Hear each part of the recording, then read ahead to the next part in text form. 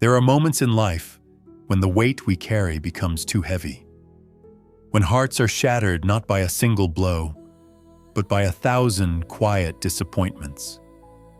In these silent seasons, people often ask, "Where is God?" Not out of rebellion, but out of longing. Longing for a whisper, a hand, a presence in the ache. But what if the answer has never been far? What if, in the midst of brokenness, God did not just watch from afar, but walked gently beside the wounded? This is a story not about miracles that dazzled the crowds, but about a God who stepped into sorrow, sat with the broken, and stayed, not to fix everything at once, but to remind them they were not forgotten. Come and listen, not with haste, but with your heart. For this is a story about God and the quiet steps He takes among those who are hurting. There were no trumpets when He arrived, no royal fanfare, just dust beneath His feet and silence in the streets. The townspeople didn't notice at first. He looked like anyone else. Simple robe, tired eyes, hands calloused from work. But something about Him made the weary pause. It was as if sorrow recognized Him, as if pain somehow knew His name. He came not to the proud or powerful, but to those the world forgot. The widow drawing water alone at noon, the leper who stood at a distance, the child with hollow eyes. He didn't ask them for offerings. He didn't demand faith as a prerequisite for kindness. He simply walked beside them, quietly, like a friend who understands without needing many words. One morning, he saw a man sitting by the roadside, legs twisted from birth, untouched by healing or pity.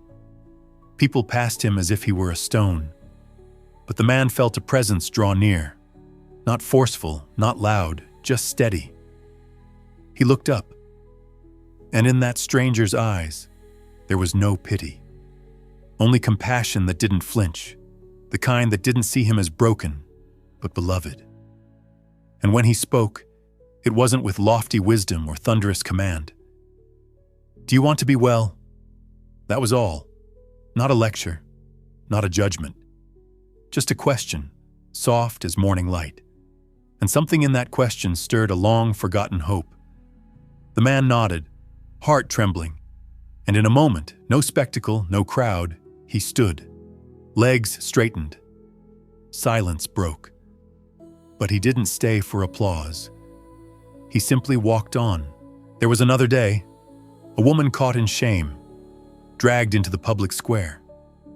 Stones clutched in angry hands, voices shouting her guilt. But he stepped forward, calm in the chaos. He knelt and drew in the dust, as if time could pause for mercy. And when he rose, his words were few but firm. "Let the one without sin cast the first stone." One by one they left, until only silence remained, until only kindness stood beside her. He didn't say, "You're unworthy." He didn't say, "You must earn your way back." He said, "Go and sin no more." Not as condemnation, but invitation, to walk in light again, to be seen not for failure, but for the future she could still choose. This was how he moved, among the shattered, the stained, the silent. Not to fix them like broken objects, but to remind them they were never less in the eyes of God. He didn't erase their pasts, but he walked with them into something new. Hope did not come wrapped in power, but in presence. And wherever he walked, something invisible changed.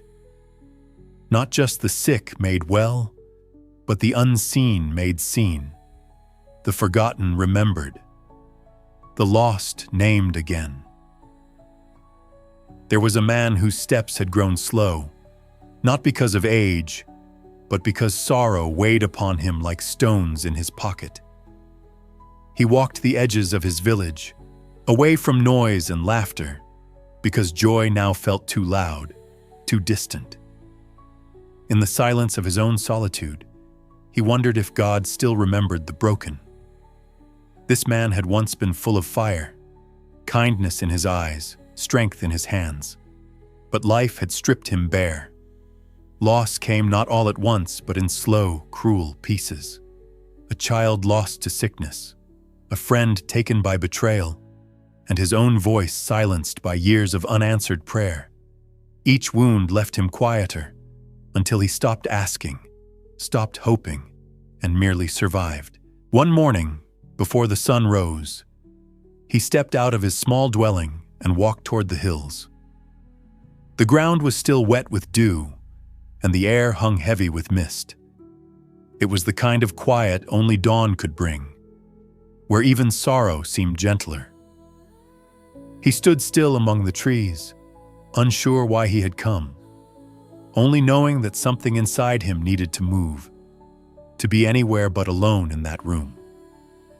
Then, just beyond the tree line, he saw another figure, a man walking slowly, barefoot, with a cloak that brushed the earth and eyes that seemed to carry centuries of compassion.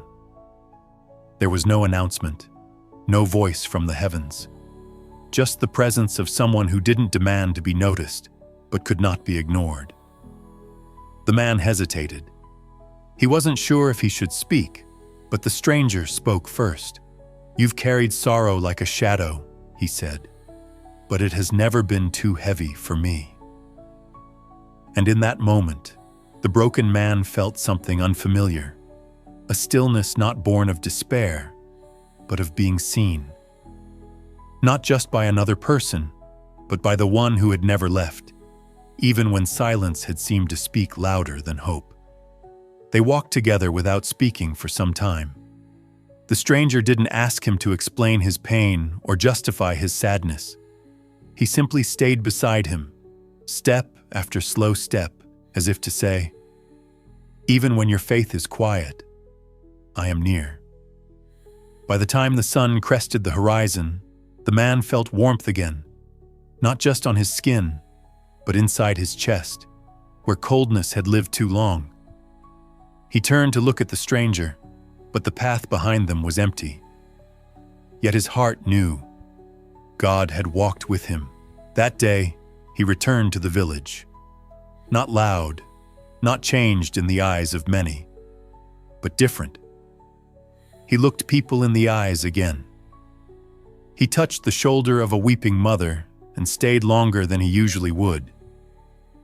He didn't offer answers. He offered presence, the same kind that had been given to him. Because sometimes healing does not come with thunder, but with a quiet companion in the mist. Sometimes God's voice is not in the fire, but in the walk beside the wounded, the stillness that says, "You are not forgotten." And so the man began to walk differently. He still carried sorrow, but it no longer walked ahead of him. Instead, it walked beside grace. And in that gentle companionship, he learned a new way to live. Not by forgetting pain, but by remembering that God does not walk around the broken, but with them. There was a woman who walked with her head bowed for many years.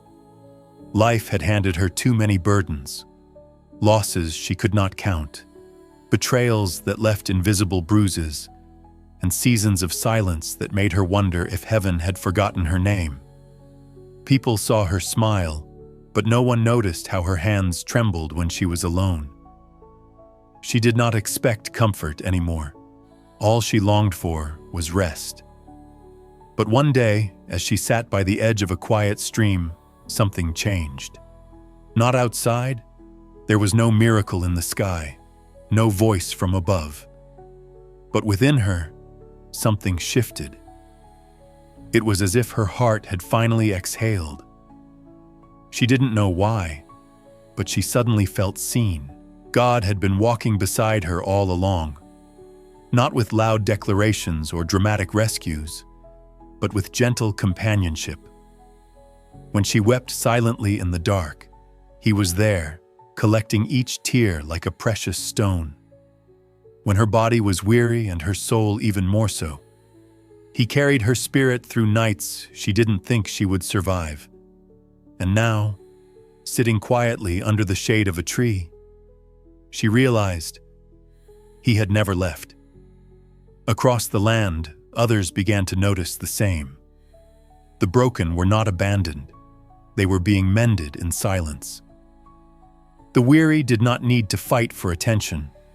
They were already held. And those who had given up on love slowly began to open their hearts again, because divine love had found them even in the wilderness. The world didn't change overnight, but for those God walked with, everything became different. Pain was no longer a prison. It became the soil where healing took root. Scars no longer told a story of defeat, but of endurance. Loneliness became a place of encounter. And shame, once so heavy, lifted as truth settled gently in their bones. They were still beloved. God did not promise to erase the past, but He offered something better, His presence in every part of it. He stepped into each memory, not to erase the pain, but to redeem it. He stood at the graves of lost dreams and whispered life again. He walked into the corners of shame and spoke words no one else dared to say. You are still worthy. Those who once felt discarded found themselves drawn to places of quiet prayer and sacred stillness. They didn't have all the answers, but they now knew the one who walked with them. They no longer searched for perfection or resolution. They sought His nearness, and that was enough. And in this quiet restoration, a miracle unfolded, not loud or spectacular, but holy in its gentleness. Hope returned, not the kind that demanded immediate change, but the kind that whispered, "Keep walking.